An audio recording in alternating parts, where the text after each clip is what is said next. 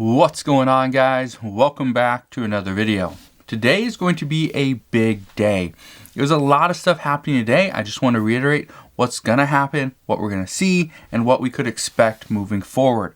A lot of this stuff does actually play a role to what we will see with stimulus talks moving forward. So here's what's happening today, and this is big. First, you probably already know this, today is Inauguration Day.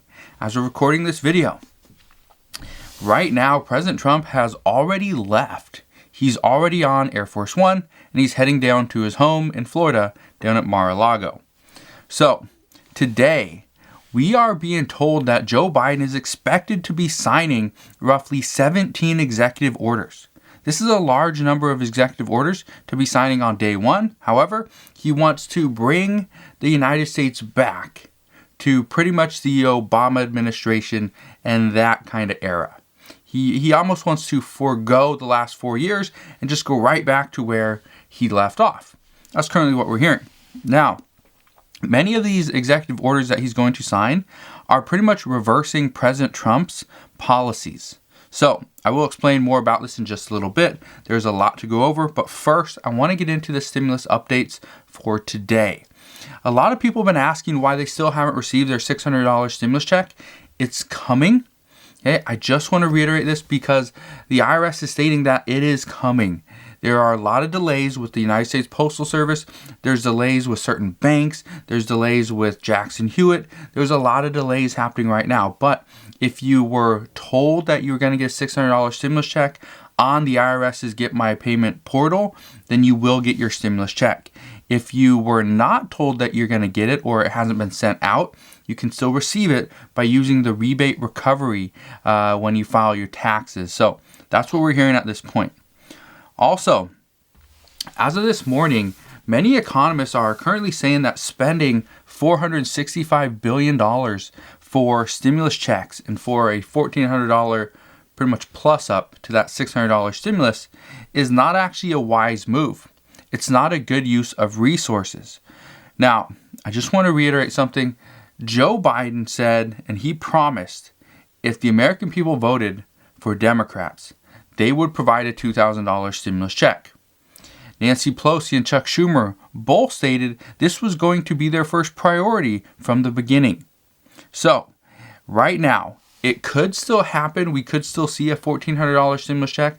I personally believe we will see a $1,400 stimulus check, but as to who gets it, that's what's currently up in the air. I don't want to go and promise you that, yeah, if you made $150,000 as a married couple, you will get a stimulus check for $1,400 each. I don't want to promise you that, because as of right now, that is what's currently up in the air, and that's currently what is the most unlikely option. I'll explain more about that in just a second. However, according to multiple reports, they say that most do not expect, even some Democrats, do not expect a $1.9 trillion stimulus package to pass. And this is simply because many are currently on the, even publicly stating that they are more on the side of let's spend $1 trillion, let's do that quickly, because a roughly $2 trillion stimulus package, if that would have been passed, at the end of 2020, when the $900 billion package was passed, that would probably have done a great deal of good. But now, waiting additional month or potentially 2 to 3 months to pass an additional $1 trillion, some are saying that that might not be enough. Others are saying that will be more than enough to get the economy back to where it once was. But many economists are currently saying, no, we need about $2 trillion in this round, in this next stimulus package, to see the economy get back to where it once was.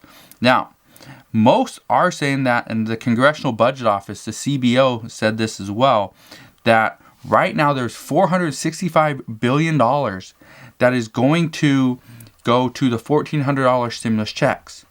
That is roughly half of what they predict is going to pass. So if that's the case, that leaves very little money for state and local government funding.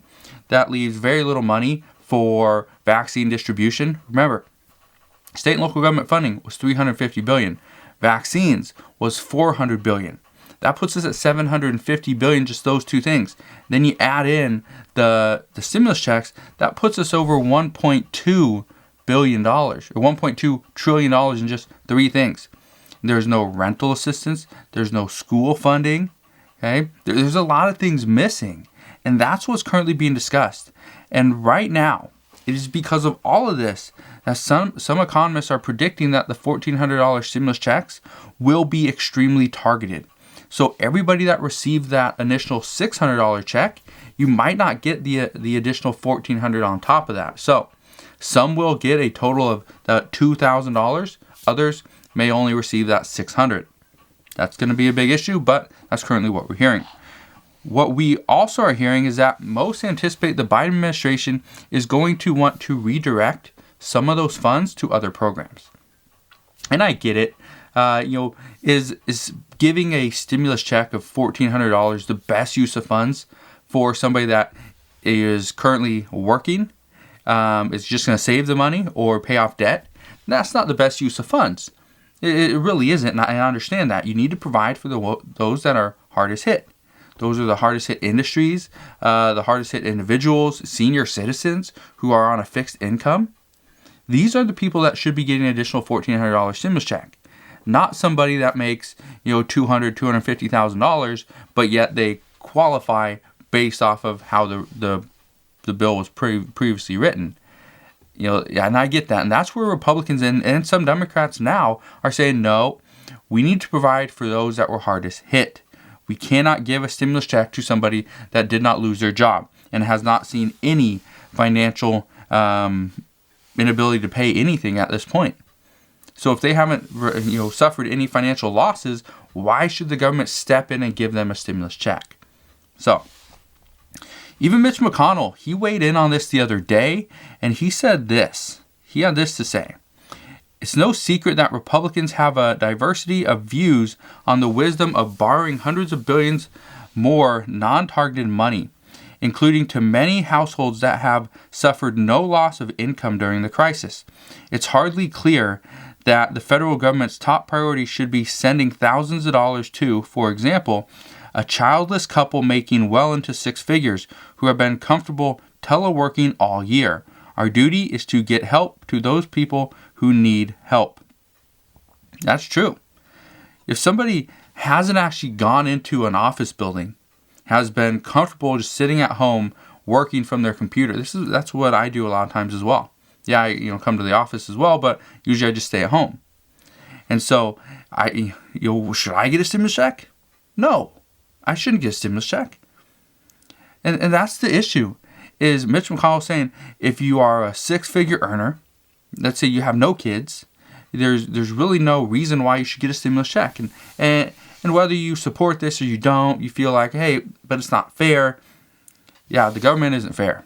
We know that. We definitely know that. But what else do we know right now? First thing that we do know is that the stimulus checks will be included in the next stimulus package. This is a guarantee. When we see the next stimulus package, stimulus checks will be in there. The amount and who they go to, that's what's in question. Now, I'm a firm believer that the optics behind saying you will get a stimulus check, you'll get a $1,400 stimulus check if you vote for Democrats, and then turn around and say, no, we're just going to give you $600 or an additional $600. The optics behind that look bad for Democrats. So I believe they will have to give an additional $1,400. But how that gets phased out, that's going to be the big issue. I believe some people that receive the $600 will not get the $1,400 plus up. And that's most likely going to happen. But what we do know is they will ultimately get the stimulus checks in that package. What else we know is that things right now that are being considered as key components to getting the country on track, or on the right track and fully reopened, are these. They want to see additional stimulus checks. Janet Yellen said this the other day as well. Chuck Schumer has said this multiple times. Additional stimulus checks are needed to help those that are currently unable to pay for food, for rent, to even pay for gas in their car to get to work, or even a bus ticket. That's what we need to do. We need to provide for them. That's what an additional direct stimulus check is going to do. We also need to extend unemployment benefits. This is another big one that is a hotly contested issue for Republicans, is why should we keep providing unemployment benefits to those that are unemployed Why wouldn't we provide more funding to businesses, have them open up, and then they can recall back all their employees? And I get it. As a business owner, that sounds like a great idea. Here's the problem. All these businesses that close down, and let's say millions and millions of Americans, let's say, we'll just say, a million people. Okay, I know that's under what it is, but let's say a million people can't go back to work because their business was just closed down. Well, that means we still need to provide unemployment benefits to those million people, even if all the other businesses open. And if all the other businesses open, but this pandemic is still going on, we still have this vaccine who hasn't been, been put into many people's arms. The issue at this point is we can't just provide for businesses. We have to provide for businesses, but at the same time, we have to provide for the American people. You have to provide direct payments. That's stimulus checks, unemployment benefits. And if we do this, and if we do this correctly, in the right manner, in a timely manner, then we can see the country finally open up. But this leads us down to the next thing. Vaccine distribution funding. Vaccines have to be a key priority. And that's one of the things that Joe Biden has said will be one of the main issues, will be one of the biggest priorities that he takes on in the first 100 days. 100 million vaccinations in 100 days. That means 1 million per day. That's a lot. In order to get there, we have to have more funding. This also leads to the next thing. School funding. Schools are trying to pretty much fix and make it better, but as far as their ventilation, we can't just open windows in the middle of winter. It's very difficult. It can be extremely cold.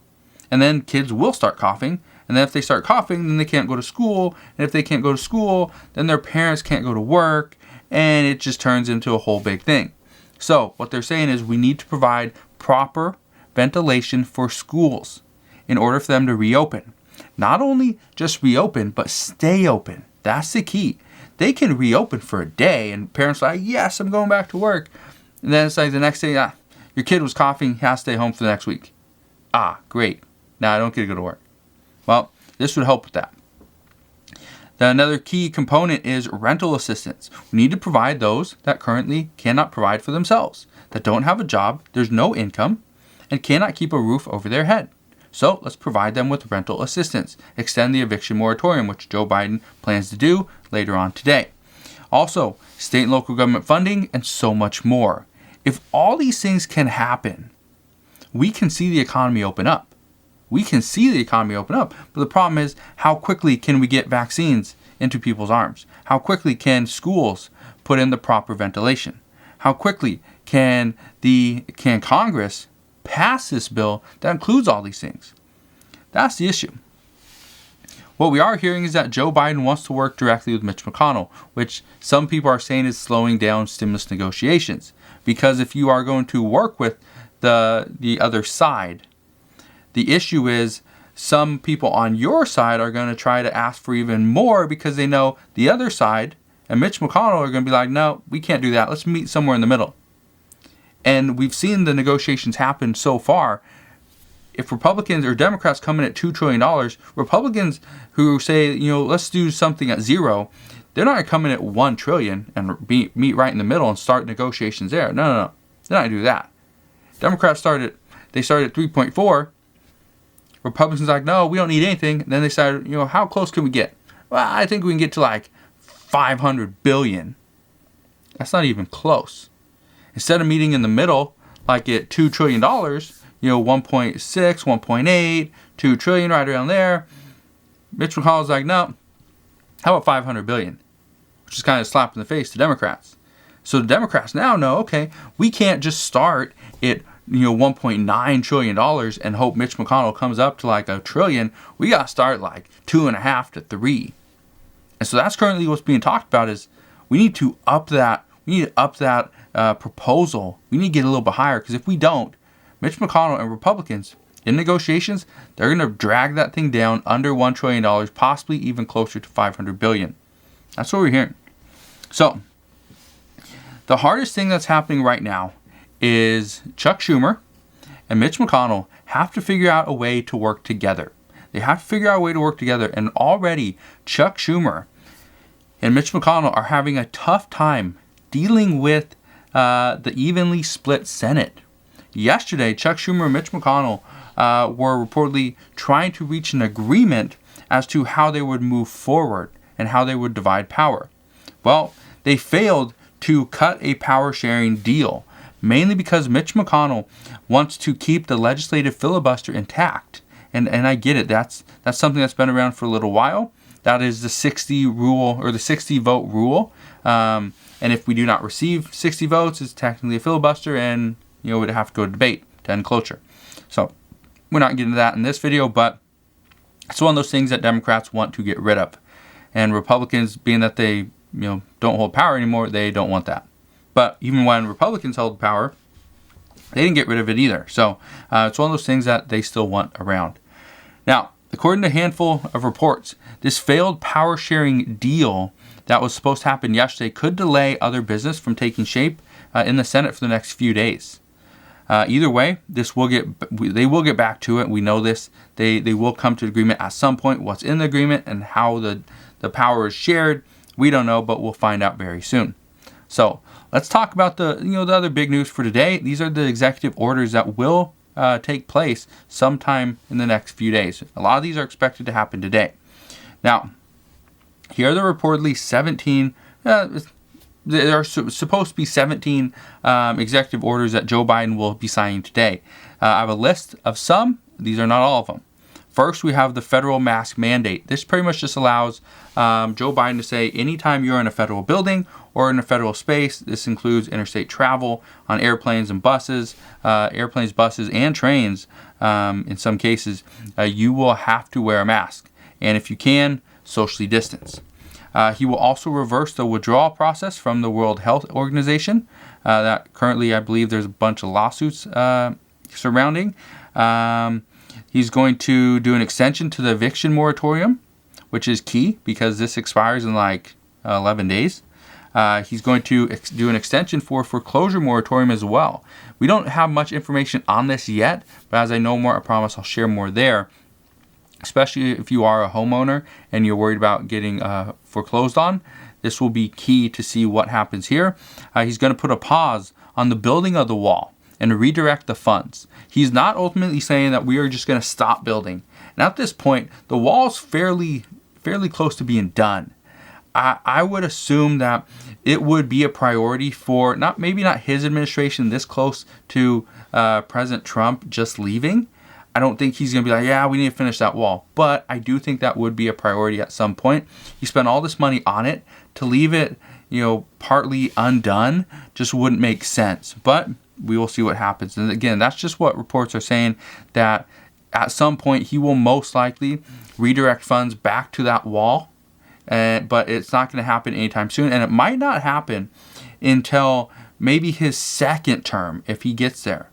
Yeah, I just want to reiterate that. Might not happen possibly until the second term, simply because what they're saying right now is if Joe Biden were to say, yeah, we need to finish that wall, that was a good idea. And if President Trump decides to rerun for President 2024, this would ultimately look bad that, okay, why is Joe Biden, he's saying President Trump has terrible ideas, his administration just was horrible, was awful, but yet they finished building the wall. And so that's currently what's being talked about, is he will pause. He's just going to put a pause on building the wall, and he's going to redirect the funds. He's also going to revoke aggression immigration enforcement.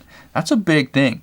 And honestly, that's not, even though President Trump was the one that's being seen as, oh, it was you were the one that just threw children in cages. Yes, technically he was the president under this administration, but this has happened before. This has happened for years, for decades. It's nothing new. So we'll see what happens there. He also wants to restore the DACA program. He wants to end the Muslim ban, restore non-citizens from census. These are things that were done under President Trump. He also wants to rejoin the Paris Climate Accord and also put a pause on student loan deferrals and interest payments. So those are just some of the things that he is planning on doing today. Again, this is all supposed to happen today. There's going to be a lot of stuff going on today. We have the inauguration in Washington, D.C. There's a lot of security. I believe Barack Obama, George Bush, Obviously, Joe Biden, President Trump won't be there. I believe Mike Pence is going to be there. So it's going to be an interesting thing to watch. It's going to happen a little bit later. So make sure you stay tuned for that as well. I do expect more executive orders to be signed into law over the next coming days. If there are some that really impact our finances and stuff like that, I promise I'll come back and provide an update on that as well. But what you need to keep in mind is that these next few days are crucial for this country and for stimulus talks. What we see, and again, depending on what we see happen and what Joe Biden signs into law, this could ultimately delay stimulus if he tries to do too much.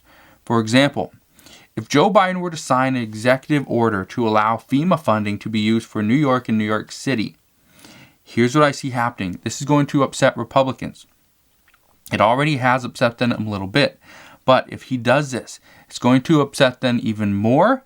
And what will most likely happen is this will make it not impossible, but it will make it harder to negotiate in good faith later on. So this is what we know right now regarding the executive orders, the inauguration, and even stimulus. But as always, as I know more, I promise I'll share more. Consider subscribing so I can continue to keep you updated on everything that's going on. And I'll see you guys on the next one.